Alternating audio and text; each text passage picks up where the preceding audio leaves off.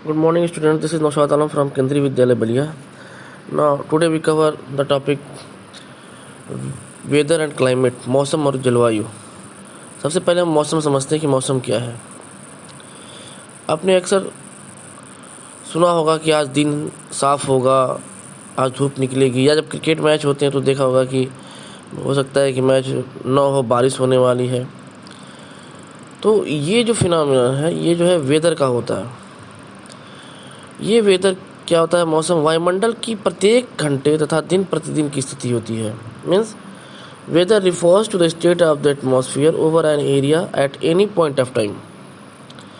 While climate जो होता है वो दीर्घ काल में किसी स्थान का औसत मौसम, उस स्थान की जलवायु को बताता है।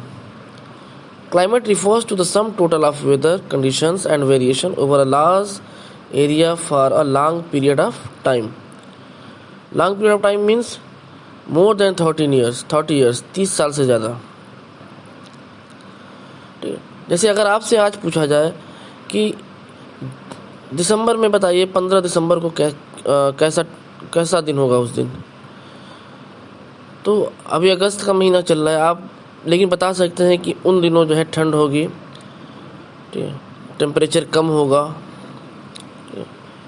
तो ये जो फिनोमेना आप बता रहे हैं, किसके बेस से बता रहे हैं? जलवायु के बेस पे। क्योंकि उस समय महीने जो देखा गया, एवरेज जो निकाला गया उसमें कि किन किन महीनों में जो है एक कॉमन पैटर्न पे जो है टेम्परेचर होता है, वेदर होता है। ठीक, हो सकता है कि उस दिन बारिश हो जाए, हो सकता है कि उस दिन धूप निकल जाए। तो डैट डे बाय डे जो चेंजेस होते हैं, डैट इज़ द वेदर। और जो दीर्घ काल में किसी स्थान का निकाला गया है औसत मौसम, जो एवरेज वेदर होता है, that is the climate. Now the next topic, that is the temperature. Temperature, आप प्रतिदिन किसी तापमान का अनुभव करते हैं।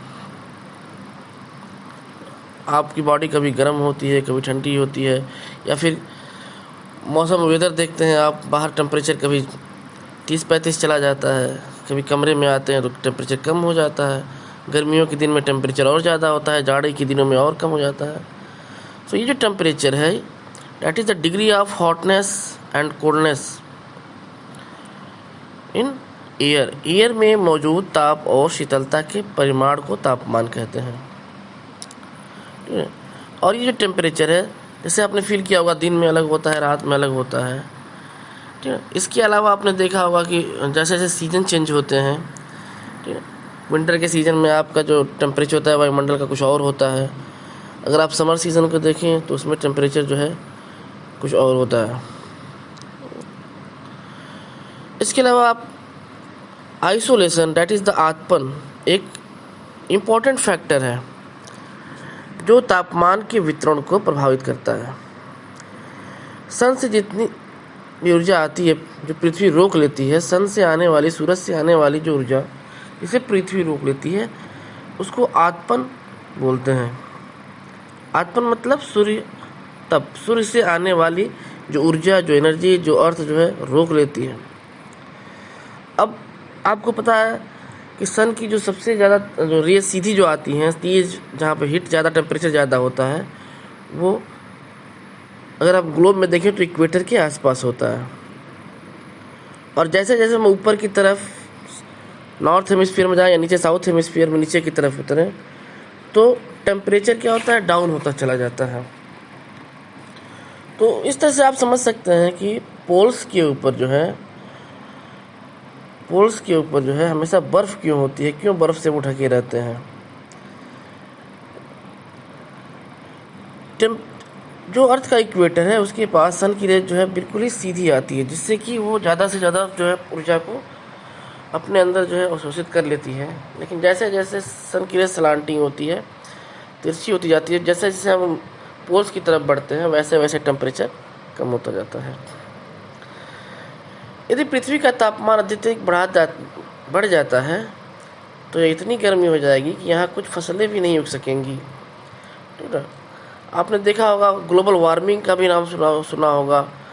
किस तरह से टेम्परेचर बढ़ जाने की वजह से जो है कई सारी प्रजातियां जो हैं धीरे धीरे पेड़ों की, पंछियों की, वो गायब होती जा रही हैं या कम होती जा रही हैं। इसी तरह से देखिए, आप गांव और शहर में कंपेयर करें। जब आप किसी सिटी में जाते हैं अपने गांव से निकल कर के, तो वहाँ देखते होंगे कि टेम्परेचर में आपको डिफरेंस मिलता होगा। क्या रीज़न है उस डिफरेंस का? कि आप देखते हैं कि गांव के जो मकान होते हैं वहाँ मिट्टी के बने होते हैं, घास फूस के बने होते हैं, पेड़ पौधे ज़्यादा होते हैं। ठीक इसके उलट अगर आप शहर में जाते हैं तो शहरों में की जो सड़कें होती हैं ऐसा फील्ड से बनी होती हैं, उसमें मेटल्स लगे होते हैं, कंक्रीट से बने घर होते हैं, ठीक है। तो बड़ी बड़ी बिल्डिंग्स होती हैं, सब कंक्रीट से बनी होती हैं, जो कि सन की हीट को ऑब्जर्व कर लेती हैं और रात के समय क्या करती हैं, यही ऊष्मा जो है फिर रिलीज़ करती हैं। नगर की भीड़ वाले ऊंचे भवन गर्म वायु को रोक लेते हैं, जिससे नगरों का तापमान बढ़ जाता है। आगे समझ में ना। Air pressure. एयर प्रेशर क्या होता है? आप के शरीर के ऊपर जो है, जो आपके एटमॉस्फेयर में चारों तरफ जो हवा है, वायु है, एयर है, वो उच्च दाब के साथ बल लगाती है। आपको फील नहीं होगा कि ये कहाँ से दाब लग रहा है, लेकिन हवा जो है आपके बॉडी पे प्रेशर दाब लगाती है। ऐसा इसलिए होता है क्योंकि वायु का जो दाब है वो हमारे ऊपर सभी दिशाओं से लगता है, चारों तरफ से, और हमारा जो शरीर है वो क्या करता है, विपरीत बल लगाता है, तो दोनों तरफ से बैलेंस हो जाता है। इस वजह से हमें ये बल जो एयर प्रेशर है वो महसूस नहीं होता है, विंड प्रेशर, ठीक है। वायु दाब पृथ्वी की सतह पर वायु के भार द्वारा लगाया गया दाब वायु दाब कहलाता है। अर्थ का जो सरफेस है उस पर एयर का जो भार लगाया जा रहा है, जितना प्रेशर डाला जाता है, उसी को हम वायु दाब कहते हैं, एयर प्रेशर बोलते हैं। और जैसे जैसे आप ऊपर की तरफ जाएंगे एटमॉस्फेयर में, वैसे वैसे जो एयर प्रेशर है वो क्या होगा, कम होता जाता है। और जैसे जैसे समुद्र तल पे जाएंगे, नीचे समुद्र स्तर की तरफ बढ़ेंगे, वैसे वैसे जो है जो एयर प्रेशर है वो बढ़ता जाता है, ठीक है। आप अगर हम देखें इसके पीछे क्या रीज़न है, तो जाहिर सी बात आपको पता होगा कि जैसे जैसे ऊपर जाते हैं जो एयर की डेंसिटी है वो कम होती जाती है, इस वजह से वहाँ प्रेशर कम हो जाएगा, ठीक है। वायु दाब का क्षैतिज वितरण किसी स्थान पर उपस्थित वायु के ताप द्वारा प्रभावित होता है। अगर अधिक तापमान वाले क्षेत्रों में वायु गर्म होती है, क्या होती है, ऊपर की उठती है। जैसे ही वहाँ ऊपर उठेगा वहाँ पे क्या बन जाएगा, आपका लो प्रेशर। लो प्रेशर बादल युक्त आकाश एवं नम मौसम के साथ जुड़ा होता है। मतलब जहाँ भी लो प्रेशर बनेगा, बादल युक्त आकाश दिखेगा आपको मौसम में जो है मॉइस्चर दिखेगा। कम तापमान वाले क्षेत्रों में वायु क्या होती है, वहाँ पे ठंडी होती है, कूल होती है एयर, जिसकी वजह से वो भारी हो जाती है। और जहाँ भारी वायु होता है वो निमज्जित होकर उच्च दाब क्षेत्र, हाई प्रेशर बन जाता है। और जब वहाँ पे हाई प्रेशर बनेगा, वहाँ पे आसमान बिल्कुल साफ स्पष्ट दिखाई देता है। और जो वायु है वो सदैव जो है हाई प्रेशर से लो प्रेशर की तरफ चलती है।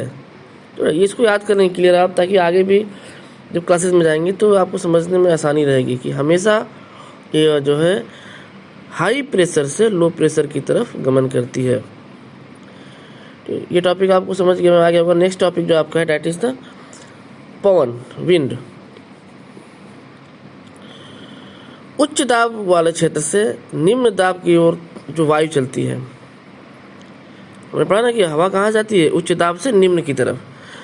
तो जब इस चलती है हवा, जब गति होती है, उसी गति, वायु की गति को हम पवन कहते हैं। आप पवन को काम करते देख सकते हैं। जब ये सड़क पर गिरी पत्तियों को उड़ाती है, तूफान के साथ पेड़ों को उखाड़ लेती है, ठीक है।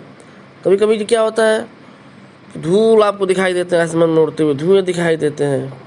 और कभी कभी इतनी तेज़ होती है कि आप उसके अपोजिट में चल भी नहीं पाते, आपको लगता है कि हवा धक्के दे रही है।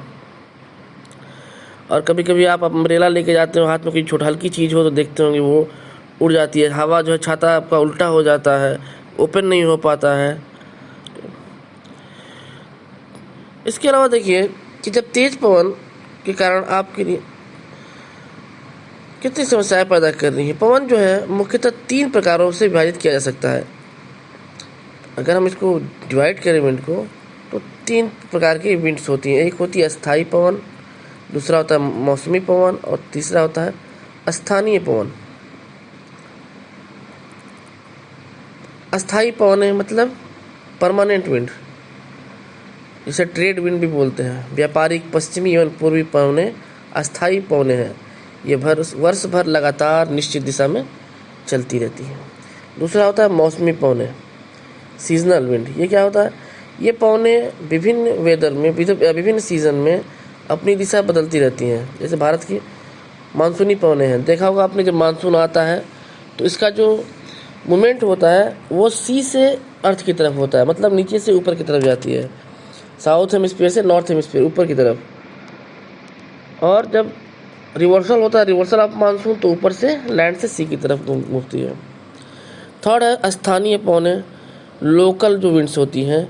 ये पवन किसी छोटे क्षेत्र में वर्ष या दिन के किसी विशेष समय पर चलती हैं। उदाहरण के लिए स्थल एवं समुद्री समीर।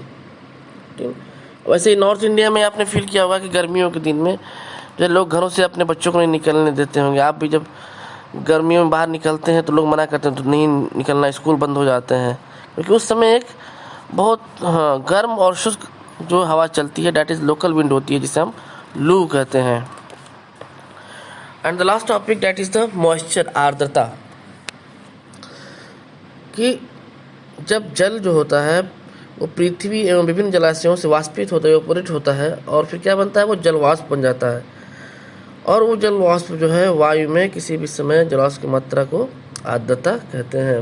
जाकर के एयर में मिल जाता है, वो जो वेपर्स होते हैं, जिससे एयर में क्या होती है? नमी पैदा हो जाती है।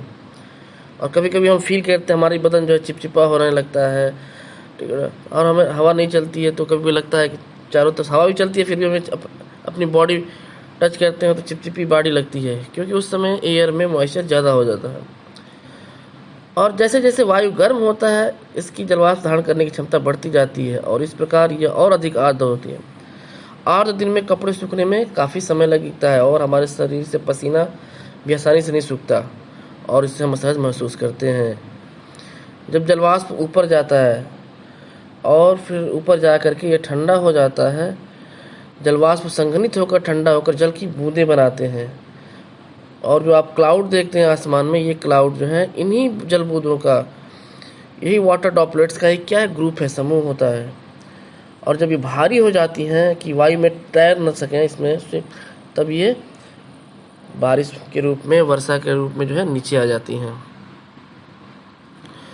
दूसरा एग्जांपल आप देख सकते हैं नमी के बारे में, कि आकाश में कभी आसमान में आपने देखा होगा कभी जेट हवाई जहाज उड़ता है, और उड़ते हुए अपने पीछे देखा होगा एक लाइन पतली सी वाइट कलर की छोड़ती जाती है। इनके इंजनों से निकली नमी संघनित हो जाती है। वायु के गतिमान न रहने की स्थिति में यह संघनित नमी कुछ देर तक पथ के रूप में दिखाई देती है।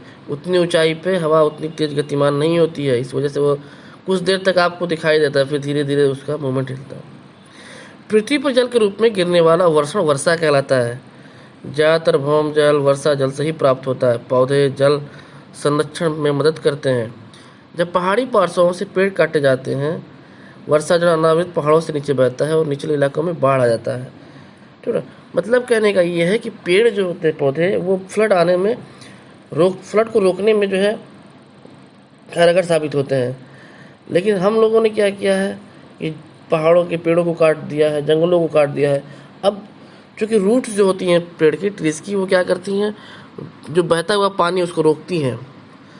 लेकिन वही रूट्स जब पेड़ काट लिए जाते हैं, कोई रूट्स नहीं होता, तो फिर वो पानी जो है बिना बहाव के जो है तेज़ी से बहता है, और जितने भी निचले इलाके वहाँ पे पानी ही पानी हो जाता है। क्रियाविधि आधार पर अगर वर्षा को बांट दें तो इसके 3 प्रकार के होते हैं: संवहनी वर्षा, पर्वतीय वर्षा और चक्रवाती वर्षा। पौधों तथा जीव जंतुओं के जीवित रहने के लिए वर्षा बहुत महत्वपूर्ण है।